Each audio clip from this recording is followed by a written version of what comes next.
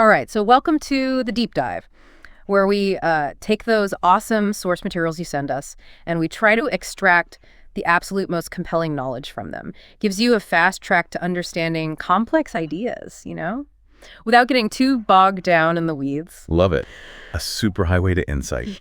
And today, we're going to be looking at Prout theory based on these really interesting texts you sent over. And I'm feeling that spark of discovery already. So our mission today is to first, get to the core of what Prout theory is all about, how it looks at the world, and then explore this really cool, progressive and kind of future-focused outlook that it seems to have, at least from the sources you've sent us. Right. Because you, our listeners, you want those aha moments, the ones that really connect the dots.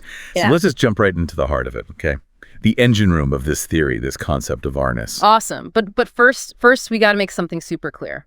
When we say Varnas here, we are not talking about the traditional Indian caste system. Totally different things. Yeah, 100%. It's not about rigid social hierarchy you're born into, nothing like that. Prout theory uses Varna to talk about these fundamental psychological dispositions. It's like different ways people see the world, survive and thrive, different lenses. Right, the lens. And based on this, the theory identifies 4 primary Varnas, each defined by how it interacts with, what do they call it? The psychophysical environment, starting with the masses, the Shudras. Right, so the Shudras, they're the folks who kind of feel overwhelmed by the world a little bit. Everyday survival is the focus. The theory talks about mental dynamism and how for the Shudras, there's less of that. They're more driven by collective emotions and popular trends and stuff, but it's all relative, right? Yeah. The average person today is way more aware than someone centuries ago, even if their dominant focus is still basic needs. Makes sense. And then we've got the warriors or Kshatriyas. These are the people who command through physical strength and a strong sense of honor. Societies that really value military power, courage. Totally. Kshatriyas, they're all about discipline, duty, bravery. Yeah. Of course, it can go -2, aggression, blind obedience to authority, that sort of thing. You see this in a lot of ancient civilizations, medieval periods, and even some modern states where the military or revolution is central. This is where things get even more interesting. Next up, intellectuals, or Vipras, command through their minds, sometimes even psychic abilities, driving all these scientific advances, religious movements, cultural changes. It's all about ideas. And get this, the theory points to ancient Hindu and Buddhist thought in the Far East, medieval Catholic Europe, even some modern fundamentalist Islamic states like Iran or Afghanistan under the Taliban as examples of Vipra dominance. Although, from a Prout perspective, those last ones are considered counter-revolutionary because their rigid dogmatism kind of blocks the natural flow of progress, even though they're intellectually focused. And the professions we typically associate with this Varna, priests, teachers, artists, philosophers, the people who shape thought and culture. Counter-revolutionary, that's a key insight. And last but not least, the merchants, the Vaishyas. These are the folks who primarily control things through production and distribution of resources, always driven by wealth accumulation. Sounds familiar, right? It does. And the theory is saying that since the Industrial Revolution, it's basically been a Vaishyan world, the age of commerce, trade, profit. Now, a really important point that the theory emphasizes, everyone has a bit of all 4 Varnas in them. You're not just one thing. But one of these tendencies will usually be dominant in how you, navigate the world. Right on. And to be super clear, this isn't about labeling individuals, okay? It's more about analyzing the big social trends, understanding what psychological currents are shaping society. So we've got these 4 Varnas, these underlying psychological drivers. Now let's get to the core, the theory of the social cycle. This idea that society isn't static, that it goes through these cyclical shifts in dominance between these different Varnas. It's a constant evolution. Exactly, like a rhythm. Each age, characterized by a certain Varna, comes into power, has its moment, and then eventually, gives way to the next. So each age has its own energy, its own set of priorities, all driven by the dominant Varna. And this age, it's not fixed. It has a lifespan. Each cycle starts with this burst of energy. The new dominant class comes in, fueled by its own drives, and often makes a lot of progress by breaking free from whatever was holding the previous group back. This period of innovation and expansion often leads to what you call a golden era, a time of stability and prosperity as the new order takes root and deals with the early challenges. But, and this is where it gets super insightful, the theory says this golden age can't last forever. Eventually, things start to decline.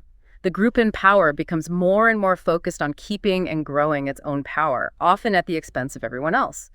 And that causes tension, unrest. And when you look at history through this lens, it gets really interesting. The theory says warrior dominance defined ancient history empires rising and falling on military might.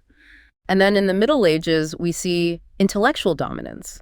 Religious institutions, centers of learning, they had so much power. And as we said, the merchant class has been running the show in modern history, really solidified its grip with the Industrial Revolution. Yeah. The theory even suggests that Pax Americana, from World War II to the end of the Soviet Union, was kind of the golden age for this merchant-dominated era. Huge global trade, economic expansion.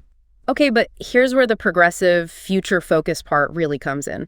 Prout theory says that this merchant age is now declining. What's the evidence? Well, the main argument is that the merchant class's drive for wealth and power has gotten so strong that it's basically operating beyond any kind of control, government regulation, social norms, all that.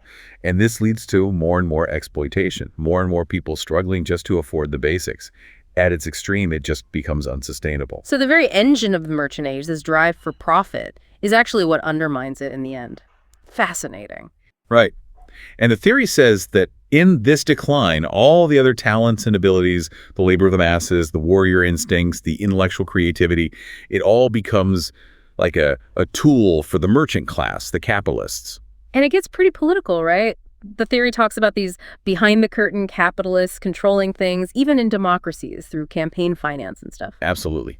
It's saying that while constitutional democracy was a step forward, the way it works now can be heavily influenced by powerful financial interests who shape the agenda. So it's like the merchant class manipulating the Shudra-minded folks and then using material wealth to bring less spirited Kshatriyas and Vipras over to their side. It's a pretty sobering analysis of power. It goes beyond just economics and politics. There's this idea of psychoeconomy, which is basically the use of media and psychological tools to control people. Think like manufactured celebrity culture, fake news, all these divisive narratives. There's also a constant push to get academia and culture to serve the interests of the elite. It's a battle for hearts and minds, not just resources. It sounds like the whole system is on shaky ground. But the theory doesn't leave us there. It gives us this really dynamic and optimistic vision for change with the emergence of the Vikshuddha Shudras and the Sadvipras. Okay, tell us about this next phase. This is where it gets exciting. The Vikshuddha Shudras, they're the ones in the masses who have this latent intellectual fire, like the Vipras, or courage and drive, like the Kshatriyas. They might not be from privileged backgrounds, but they see the injustice of the system and they're not happy about it. They're the ones who could really shake things up. The game changers. So the theory is saying the people in power, they're not so much afraid of general unrest, but of these awakened people who can actually articulate a vision for something better and get others on board. Exactly. And it's from these Vikshuddha Shudras that proud activists and the Sadvipras emerge. They're here to start an intellectual and spiritual revolution. Change societal values and priorities completely. The theory really emphasizes how important it is to support and protect these folks.